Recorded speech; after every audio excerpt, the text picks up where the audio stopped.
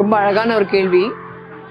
இந்த மலைவாழ் குழந்தைங்களுக்கு தமிழக அரசு என்னென்ன ஸ்கீம்ஸ் இருக்கு கொடுத்துருக்கு, எவ்வளோ சிறப்பு திட்டங்கள் வந்து எஸ்டிக்கு வந்து நிறைய திட்டங்கள் இருக்கு. இது யாருக்குமே தெரியல. நானும் வந்து நிறைய விஷயங்களை தெரிஞ்சு சொல்றேன். உயர்கல்விக்கு தமிழக அரசு நிறைய திட்டங்கள் வச்சிருக்காங்க. அதை நீங்க வந்து அப்ரோச் பண்ணி பார்த்தாலே நீங்க வேற லெவல்ல போயிடுவீங்கன்னு சொல்றேன். பட் அந்த அளவுக்கு வந்து ஒன்று இங்க பஸ்ஸு பிரச்சனை.